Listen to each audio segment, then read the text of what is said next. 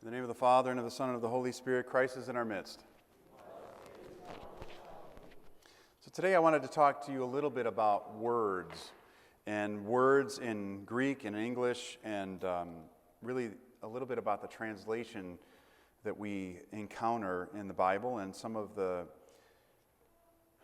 phrases that mean multiple words, and some of the words that mean multiple phrases.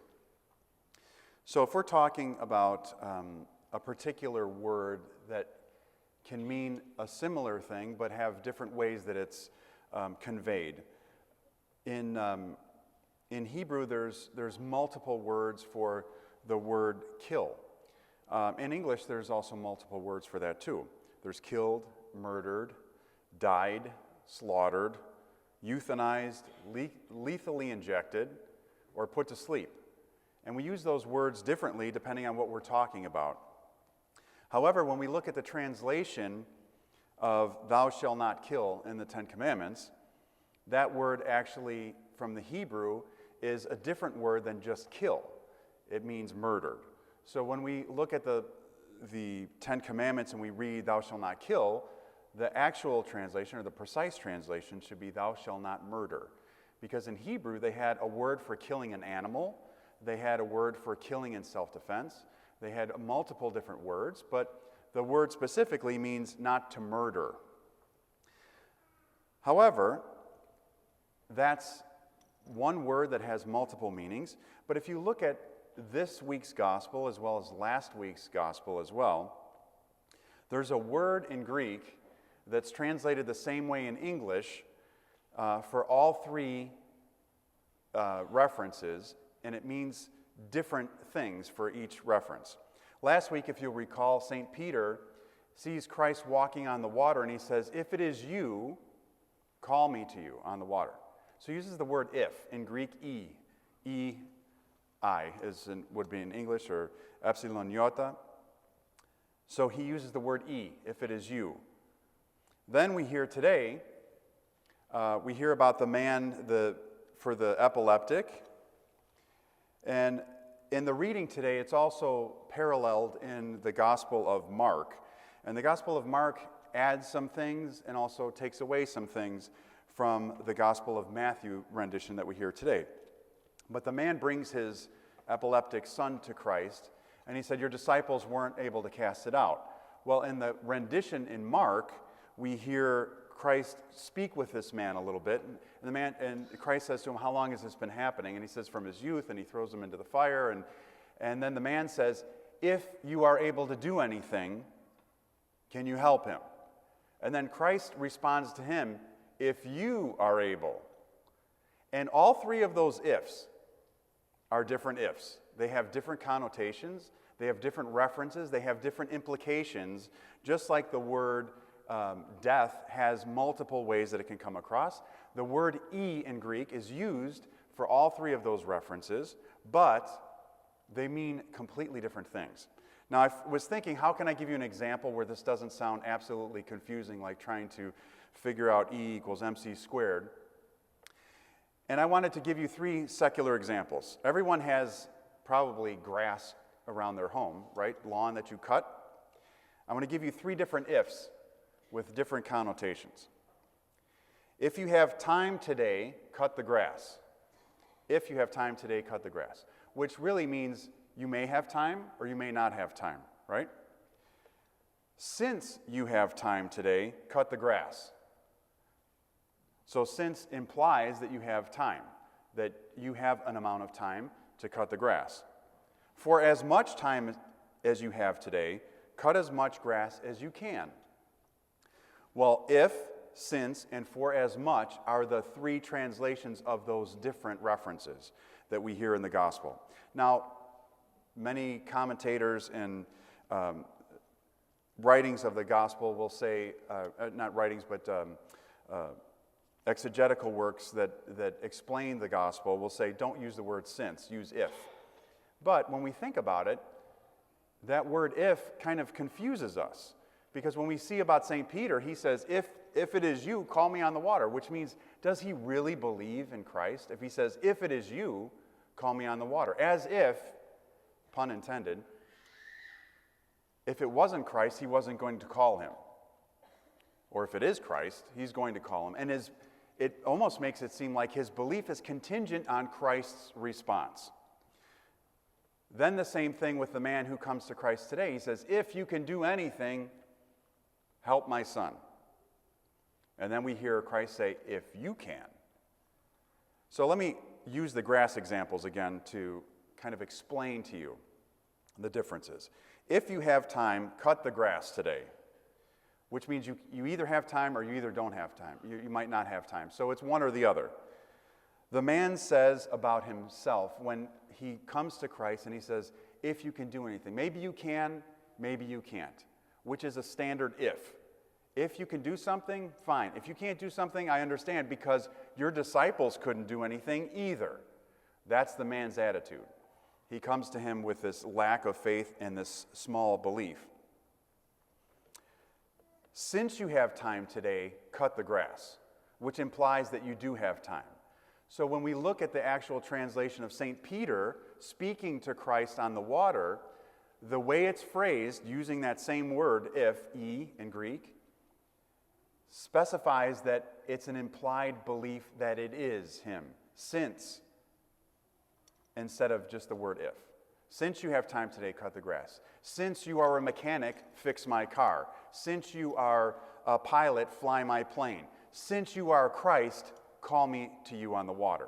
That's the translation for that particular if in the gospel last week. For as much time as you have today, cut as much grass as you can. This is Christ's response back to the man. Even though it's the same word in Greek, the way it's phrased means for as much. For as much faith as you have, let it be done to you. So he said, for as much faith as you should have, this should be done. Don't blame the disciples and say that they couldn't do it. Blame yourself because you did not believe that the disciples could do it for you. But that also implies a limitation when we say for as much as give, or for as much as believe, or for as much time as you have, offer that up. It implies a limitation. But Christ is saying, for as much faith as you have, it will be done to you. And for as little faith as you have, nothing will be done. That's why he says, "O faithless and perverse generation, how long am I going to be here?" To show you that faith is what's needed. If you have the faith of a mustard seed, a small little tiny seed, then you will say to the mountain, "Move," and it will move. But Jesus' response back to the man puts it on the man and not on Christ. He says, because you are faithless, your son is not healed. But I will heal him anyways, so that your faith will grow. Because the man says in the Gospel of Mark, help my unbelief. Help it. How do you help somebody's belief in something? It's to show them what they should believe in. So when he says, you're right, the man responds, you're right, I don't have enough faith. I don't understand who you are. I don't understand what the disciples are. I just know that you should be able to do something because you should. You know, if you're God, then God can do anything. And then Christ says, you don't have enough faith. And he says, you're right, I don't. So help me. So what does Christ do in that? Mercifully, he says, your son is healed. And what do you think happened to that man's faith after that day? I'm sure it grew exponentially, seeing that Christ now responded to him and made his faith grow by showing him what to truly believe in. But an interesting thing, too, that is in the gospel today is that we hear he takes the disciples aside and he says, because of your unbelief, that you weren't able to help him.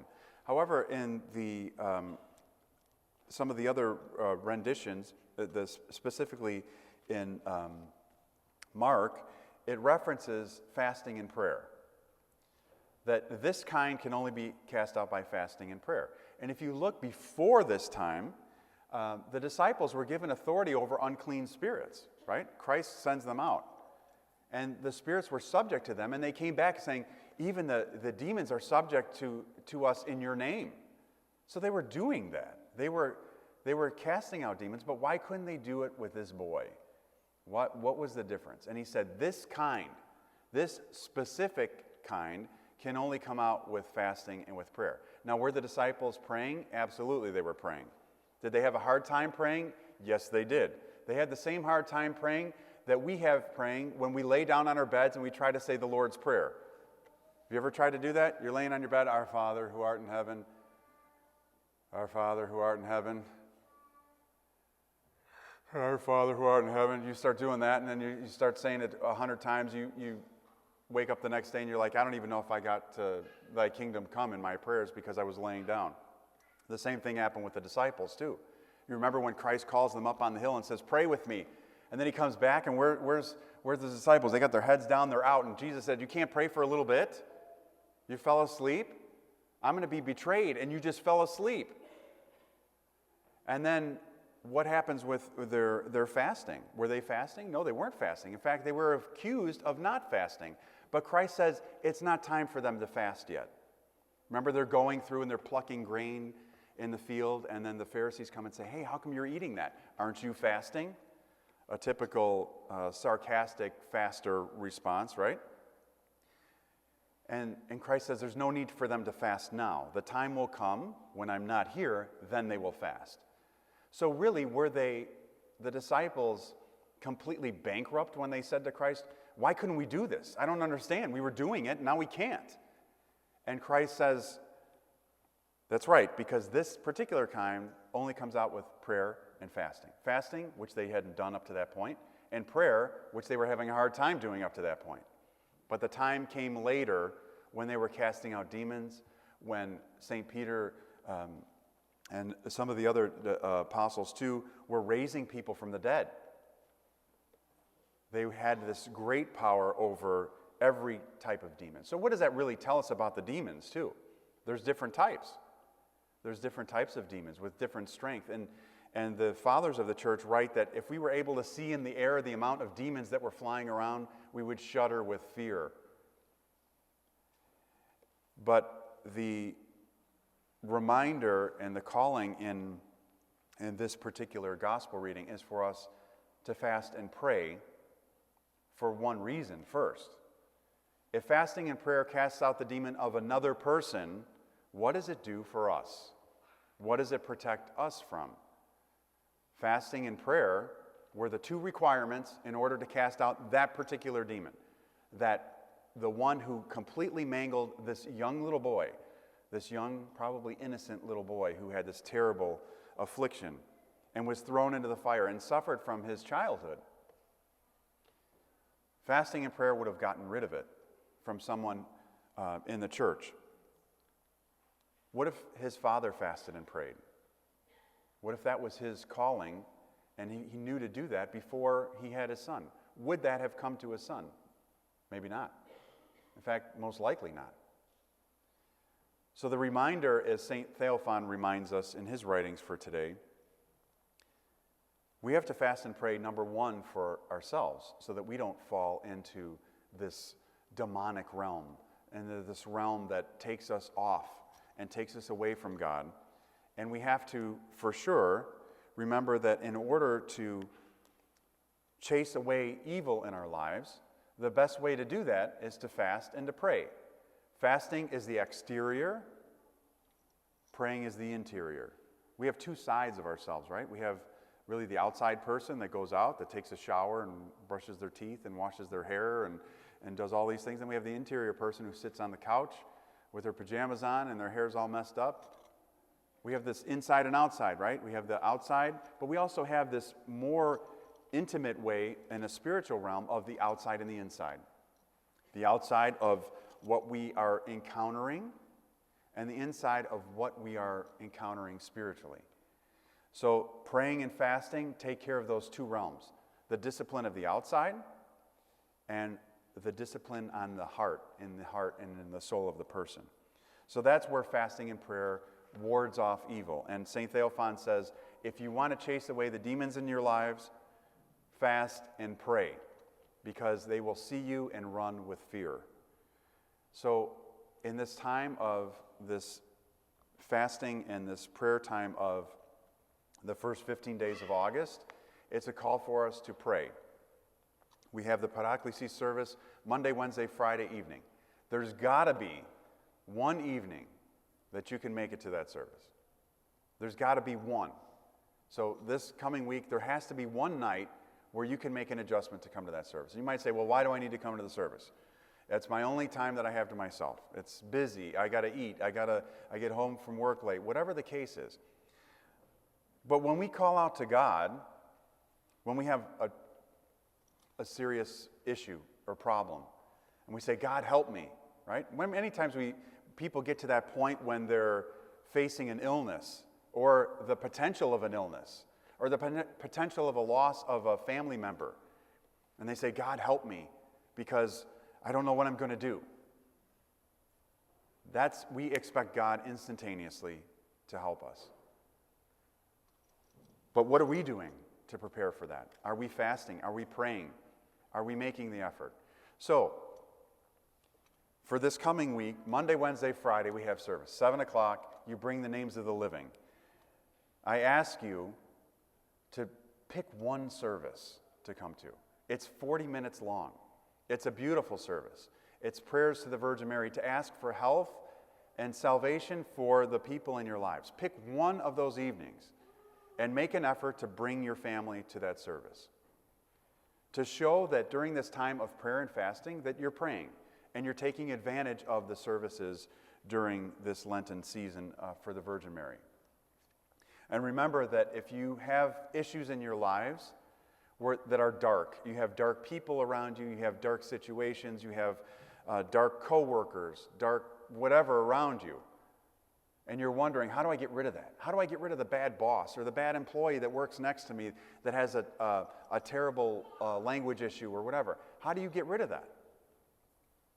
And we're all looking for advice on how to contour lives. I have a bad neighbor. I have a bad this. I have this wrong. I don't feel well.